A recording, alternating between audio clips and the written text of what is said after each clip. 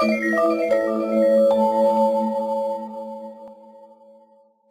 this is Scott Hanselman. I'm going to show you a couple of new features in Visual Studio 2012 and ASP.NET 4.5, specifically async and await and ASP.NET. How does asynchrony and asynchronous programming fit into the ASP.NET space?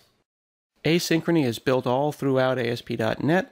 You can use it in web forms, you can use it in MVC with asynchronous controllers, web API, SignalR developers, anyone who's using anything at all within the ASP.NET family of technologies can use asynchronous programming. So let's talk about this. What does it look like? All right, here's an application. This is an ASP.NET MVC application.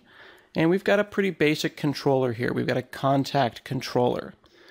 We're going to go off to 3 different web services, and we're going to go and call download string.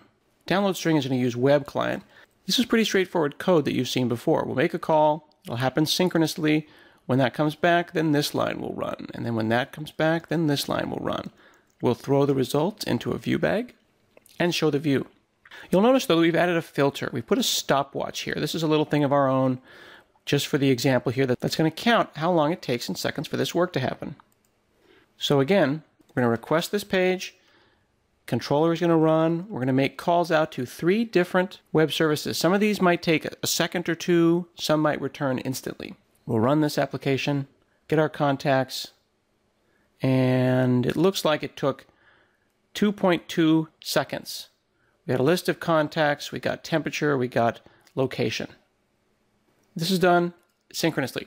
This is pretty standard. Whether these are database calls or web services calls or file system access, the point is sometimes you have to do things and you don't know how long it's going to take for them to come back. How can we make this code asynchronous without a lot of work? Well, first we can start by marking this method as async. And then instead of returning an action result, we're going to return a task action result.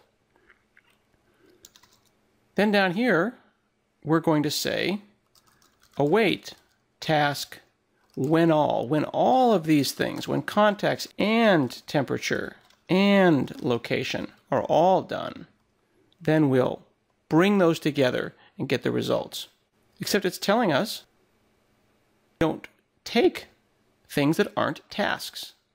Well, we need to use not download string, which is the standard synchronous method, but rather download string task async.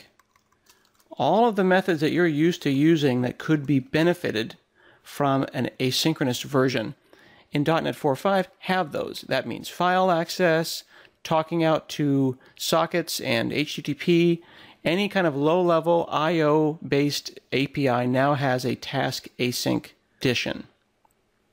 Now, because we're going to await for these, in fact, a task is coming back. This is no longer the data. This is the task itself, because task when all will wait for the context task and the temperature task and the location task to finish. The actual value is inside of result.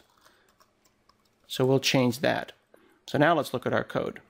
Our asynchronous controller method is going to make 3 calls, and those calls are going to go boom, boom, boom.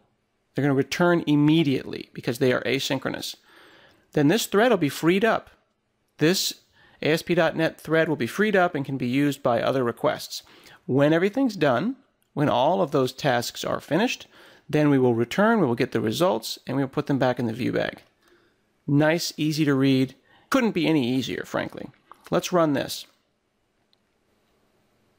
Now, suddenly our 2.5 second long call took 1.1 seconds. That's because those things were happening in parallel.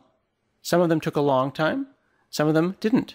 Remember before we said that a couple of these should take a while. Well, in fact, contacts and temperature and location are all web API calls.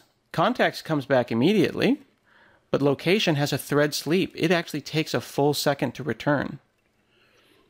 Temperature controller also had a sneaky thread sleep there. So the reason that it took us 2 seconds before is that 2 of those different methods were waiting for a full second. So the fastest we could have possibly come back was 2 seconds, the sum of all of those times. Now, when we're doing that work asynchronously, we can come back, do them in parallel, and come back in a mere 1 second. That's how easy asynchronous programming is in ASP.NET, and .NET 4.5. It's a really exciting new feature, and I hope that you have a lot of fun with it.